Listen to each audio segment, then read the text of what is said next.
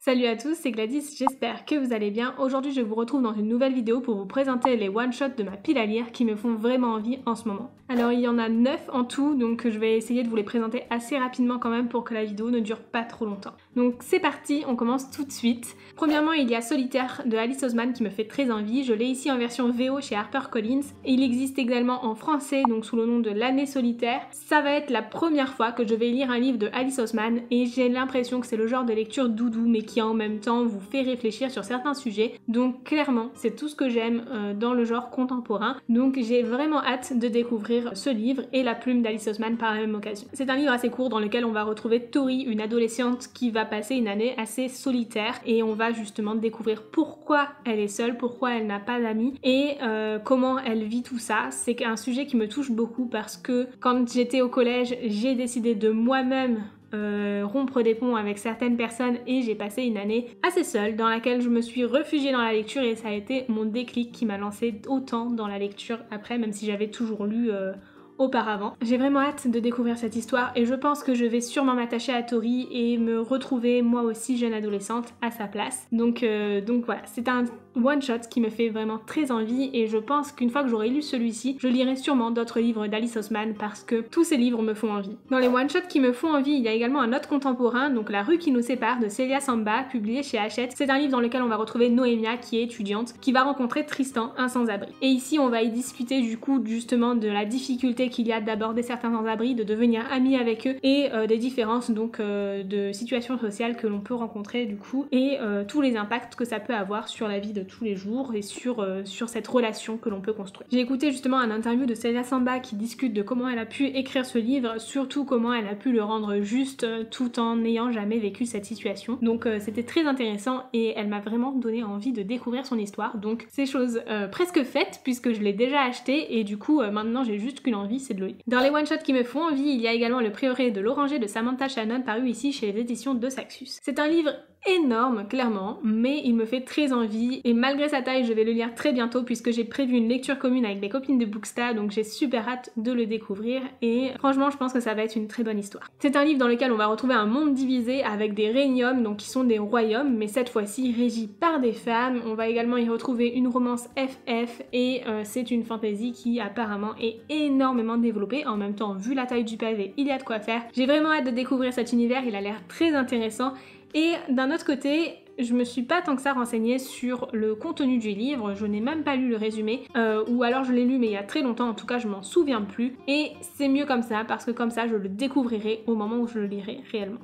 Si, contrairement à moi, vous voulez avoir plus d'informations sur les livres, n'hésitez pas à aller voir dans la barre d'infos les liens des livres pour pouvoir avoir les résumés des livres que je vous présente. Un autre one-shot qui me fait très envie, c'est The Wicked Deep, la malédiction des Swan Sisters de She Earnshaw, qui est publié ici chez Rajo et qui a l'air super chouette. C'est un livre dans lequel on va retrouver une histoire de vengeance avec des sœurs sorcières, une malédiction, etc. Et je pense que ça peut être hyper intéressant, j'adore les histoires de sorcières. Il me fait énormément envie, mais je vous avoue que j'hésite un petit peu à le lire maintenant ou à attendre l'automne pour le lire, parce que clairement, je pense que c'est le genre de livre idéal à lire à cette période d'Halloween, mais en même temps, il me fait super envie, donc peut-être que je le lirai avant ça, je ne sais pas encore. Après tout, des livres sur les sorcières, ça peut se lire à n'importe quelle période de l'année. Il y a encore un contemporain dans les one-shots qui me font envie, en même temps, la plupart des livres de fantasy que je lis sont des sagas, et du coup, forcément, les contemporains ont plus tendance à être des one-shots. Donc cette fois-ci, il s'agit de Positif de Gareth Camryn, qui est un livre que je vous ai présenté dans ma vidéo sur les sorties du mois de mars, que j'ai acheté tout de suite parce que j'avais vraiment envie de le découvrir. Dans cette histoire, on va suivre Simone, qui est séropositive et qui va changer de lycée. Dans son nouveau lycée, elle va rencontrer Miles, ça va être le coup de foudre avec lui, mais à un moment donné, il va bien falloir qu'elle lui annonce qu'elle est séropositive. Le problème, c'est que Simone a très peur d'annoncer qu'elle est séropositive parce qu'elle ne veut pas que tout le lycée le sache et la juge pour ça. Et sincèrement, je pense que ça peut être une très bonne histoire de young adulte dans laquelle on retrouve du coup un sujet important qui n'est pas souvent exploité dans ce genre. Dans les one-shots qui me font envie, j'ai aussi The Binding de Bridget Collins. Je n'ai pas remis la jaquette, je vous mettrai une image du coup du livre avec sa jaquette. Ici, on va retrouver Emmett qui va travailler comme apprenti pour assembler des livres. Et les livres qu'il va assembler sont pas n'importe quels livres. Ce sont des livres particuliers dans lesquels on peut renseigner des souvenirs et donc les oublier une fois qu'ils sont renseignés dans le livre. Emmett va trouver un livre qui porte son nom, ce qui signifie qu'il a des souvenirs qu'il a oubliés et qui sont renseignés dans un livre, et ainsi l'histoire commence où Emmett va découvrir plein de secrets le concernant. Un autre one-shot qui me fait envie en young adult dystopique, il s'agit de L'année de grâce de Kim Lee-jet. C'est un livre dans lequel les jeunes filles de 16 ans ont un pouvoir qui rend les hommes fous, amoureux et les femmes folles de jalousie, et donc pour éviter cela, tous les jeunes filles de 16 ans de la communauté partent en exil pendant un an dans la forêt pour libérer leur pouvoir dans la nature et revenir ensuite. Ce livre est décrit comme un genre de Hunger Games féministe et il me fait vraiment très envie, j'ai super hâte de le découvrir. Un autre one-shot qui me fait très envie, il s'agit de Girl Serpentine de Melissa Bachardos, paru ici chez Flutterium Books. C'est, je crois, un one-shot, j'en suis pas sûre, donc j'espère que je ne me trompe pas. C'est une histoire dans laquelle on va retrouver une princesse dont le toucher est empoisonné, d'où elle vit donc exilée de tout le monde, sauf qu'un jour elle veut se rapprocher de la société parce que c'est le mariage de son frère et elle aimerait y participer. Mais cette princesse a l'impression d'être aussi un monstre et elle va donc se poser beaucoup de questions sur elle-même et sur sa propre existence. C'est un livre qui me fait très envie et dans lequel on va retrouver de la diversité puisqu'il y a une romance lesbienne dedans. Le dernier one-shot qui me fait très envie, c'est The Once and Future Witches de Alix E. Harrow, qui est publié ici chez Orbit. C'est une histoire féministe dans laquelle on va retrouver des sorcières, qui va discuter aussi beaucoup de la sororité, et tout ça situé dans un New Salem, donc une ville dans laquelle les sorcières seront persécutées comme les sorcières de Salem,